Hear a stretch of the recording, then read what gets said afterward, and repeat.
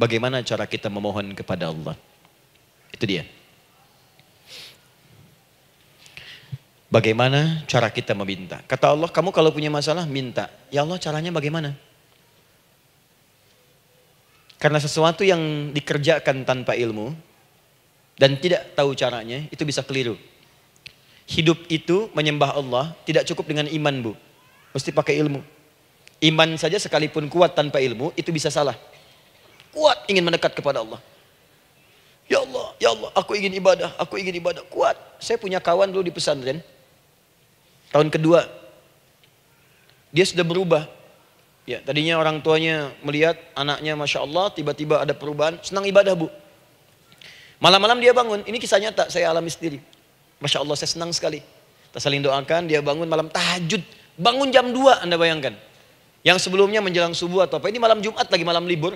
Malam libur biasanya santri itu kebanyakan ada yang keluar, ada yang main, ada yang macam-macam. Ini dia malam tahajud, jam 2 bangun. Saya bahagia sekali. Udah bangun, sholat, selesai. Cuman pas waktu mau subuh, kok saya lihat tidur. Saya bangunkan kan. Fulan, bangun. Oh iya, kata. Iya, oh mungkin nanti mau nyusul. Saya pikir istirahat dulu. Saya ke masjid lah. Udah ke masjid, dah selesai. Kita diskusi di masjid, selesai. Semua pulang saya jam 7. Saya lihat masih tidur juga. Barangkali dia sudah tadi sholat mungkin di kamar, nggak sempat ke masjid karena capek. Tapi saya lihat kok posisinya nggak berubah. Di situ juga. Akhirnya setengah jam saya tunggu, saya bangunkan. Bangun. Kenapa Adi, katanya? Saya kira antum belum sholat subuh ya? Adi gimana sih? Kan udah saya jama dengan tahajud tadi. Udah saya jama dengan tahajud. Jadi memang kekuatan imannya lagi tinggi, cuman ilmunya kosong. Ini yang bahaya. Besok-besok kalau orang kayak gini sholat subuh bisa 4 rakaat. Karena itu berdoa penting, cuma kita mesti tahu caranya. Yuk kita mulai bagian pertama. Quran surah kedua ayat 186, paling kiri sebelah bawah. Sudah? Wa idza sa'alaka 'ibadi 'anni fa inni qarib. Fokus. Kata Allah, kalau hamba-hambaku Muhammad SAW bertanya kepadamu, minta petunjuk untuk mencari-cari aku. Tuh Bu, coba lihat. Ayat doa dibuka lagi dengan kalimat hamba. Untuk menegaskan status kita. Jadi kalau ditanya, kita siapa di hadapan Allah? Hamba. Makanya nggak usah sombong. Jangan sombong, karena kita cuma hamba. Karena itu ketika Korun sombong, Korun tuh manusia terkaya yang pernah hidup di bumi. Hartanya Bu, ini saya kasih bocoran sedikit, kunci berangkasnya saja, kemana-mana itu suka dibawa, dipikul paling sedikitnya 8 bodyguard, cuman bawa kunci berangkas saja begini. Di Korun pengen ngasih tahu, kalau ada yang pengen nyuri di tempat saya silahkan aja, ini aja bodyguard saya ngangkat kuncinya susah. Korun. Jadi kalau Anda tidak sekaya Korun, jangan ikutan sombong, telat. Telat, gak ada kerjaan, sudah ada yang lebih kaya. Ya. Dan apa yang terjadi? Fakhosabna, kata Allah, kami telan. Likuifasi.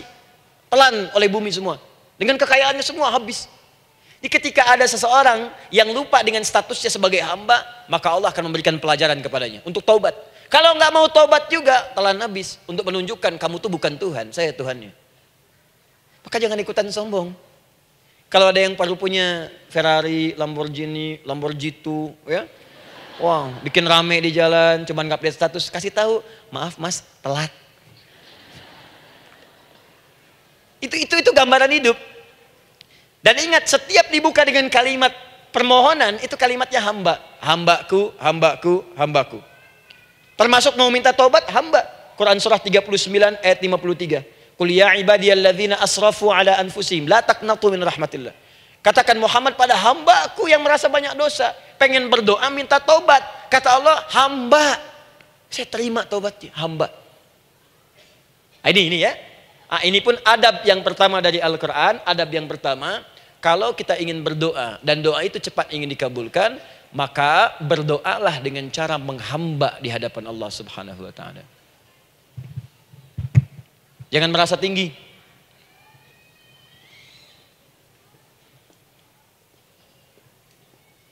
Saya turunkan caranya. Bagaimana cara menghamba itu dengan cara yang baik? Fokus. Wa idza sa'alaka ibadi anni, Muhammad SAW, jika ada hamba-hambaku bertanya padamu tentangku, ingin mencari-cari aku. Masya Allah, ibu maaf ya, biasanya kan kalau orang mencari Allah, ingin mendekat kepada Allah, entah itu datang ke masjid, bangun malam, biasanya motifnya cuma dua. Satu, ada kebutuhan, pengen berdoa, terus dekat sama Allah. Besok mau arisan, malamnya tahajud. Anak mau ujian baru puasa, kan? Suami ada proyek, nah, baru baca Quran, kan? Terus itu biasa itu, biasa. Jadi fitrah bu. Tumben jeng tahajud, fitrah. Itu biasa itu. Ya. Yang kedua, taubat dari maksiat. Taubat. Seorang taubat ke masjid, bangun malam, doa, itu biasa. Jadi kalau ada seperti itu tandanya kita hamba normal manusia. Fa inni qarib, kata Allah, katakan Muhammad SAW, katakan kepadanya, janganlah mencari, aku dekat. Dekat, jangan mencari, aku dekat. Jadi bu, ketika kita butuh Allah, langsung jawab oleh Allah.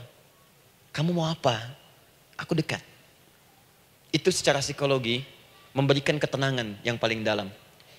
Saya belum datang di sini sampai jam 8, ibu tanya panitia, ustadznya mana sih? Ukti, ustadznya mana? Jawaban pertama misalnya, ini belum jelas nih ustadznya. Gak ada kabar. Yang kedua mengatakan, tenang saja, ustadz sudah dekat. Maka yang kedua itu lebih menenangkan kepada kita. Ketika ibu mencari, ya Allah, saya sedang ada masalah, langsung dijawab oleh Allah. Tenang, aku dekat denganmu. Mau minta apa? Itu bu, jadi kalau ibu sedang punya persoalan, psikologi Al-Quran mengatakan, langsung rasakan Allah tuh bersama kita, dekat, menunggu kita mau minta apa. Ibu punya masalah dengan suami, ingin mengadu. Lu kata Allah, saya dekat, kamu kenapa? Ada masalah apa? Ayo minta, ayo cerita. Mohon. Ibu punya masalah dengan anak. Ibu punya masalah dengan tetangga, di pekerjaan, kehidupan sosial. Kata Allah, saya dekat. Nah perasaan itu hadirkan dalam jiwa kita. Ini sekarang jarang didapatkan. Jadi kalau ada masalah itu, hal pertama yang dilakukan itu belum ingat Allah itu masalahnya. Di kebanyakan manusia itu kalau punya masalah, selalu ingin yang pertama itu solusinya. Bukan Allahnya. Kan pemilik solusinya Allah. Jadi kalau kita ingat pada yang memiliki, maka apapun yang kita minta akan diberikan. Bahkan ada orang yang saking ingatnya dengan Allah, sebelum minta sudah dikabulkan. Itu yang dahsyat. Nah, sekarang setelah kita paham tentang kedekatan ini, kemudian kita praktekkan. Jadi bu, ya maaf ya, ketika ibu punya masalah apapun, yang pertama diingat Allah. Allah, Engkau telah berjanji, Engkau pasti akan tepati. Ya Allah, sekarang aku ada persoalan. Nah, sekarang teruskan ayatnya. Ujibu da'watad da'i idza da'an. Ujib.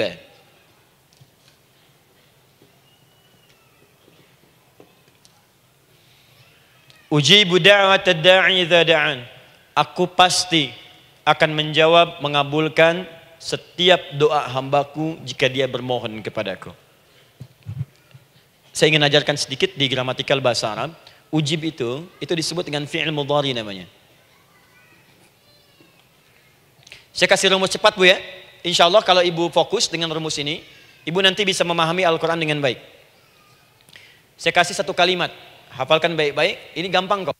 Anita. Ya, Anita. Sudah? Anita. Baik. Hamzah, nun, ya, ta. Satukan Anita. Kalau di dalam kalimat ibu baca Al-Quran, di depannya ada huruf hamzah ini, atau nun, atau ya, atau ta, maka itu rumus mudhari namanya. Gak usah dihafalkan mudharinya. Ya, nggak usah dihafalkan sampai bikin misalnya satu ungkapan, Anita istrinya Pak Mudhari, nggak usah, nggak ada kerjaan. Ya, nggak usah dihafal. Saya hanya ingin tunjukkan pemahaman. Kalau ada bentuk seperti ini punya 3 makna. Kalau dalam bahasa Inggris itu disebut present, ya, continuous, dan future. Present, continuous, and future. Sekarang, terus, sampai kapanpun. Sekarang terus berlangsung, continuous, and future, sampai kapanpun di masa depan. Ini bentuknya disingkat dengan rumus ini, Anita. Di dalam konteks pengabulan doa, kata Allah, ketika saya akan kabulkan. Kalau kamu punya masalah, kamu berdoa, saya akan kabulkan.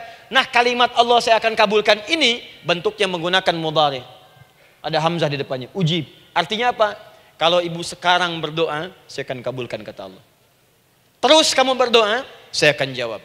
Nanti pun punya masalah di masa depan, kamu berdoa, saya jawab juga. Jadi artinya tidak ada doa yang sia-sia. Semua doa, ingat, sepanjang kita butuhkan, pasti Allah berikan. Doa itu, sepanjang kita butuhkan, pasti akan dijawab.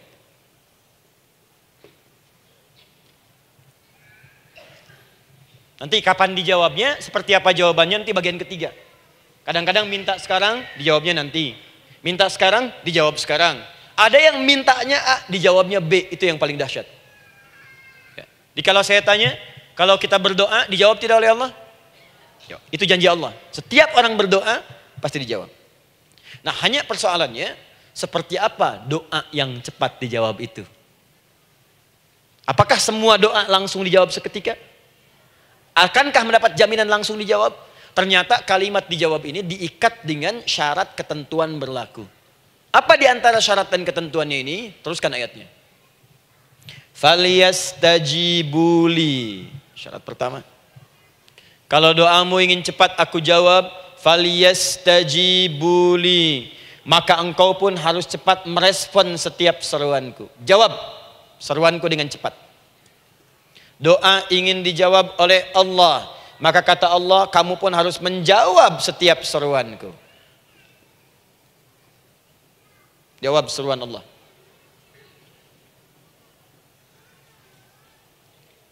Ayo respon, adil. Maunya dapat gaji aja, kerja nggak mau. Ya? Apa ibu pikir duduk manis, santai di ruangan tengah? Tiap bulan suami datang berikan uang belanja? Belum tentu. Kalau sikap tidak bagus, ya interaksi tidak mulia, maka belum tentu itu didapatkan.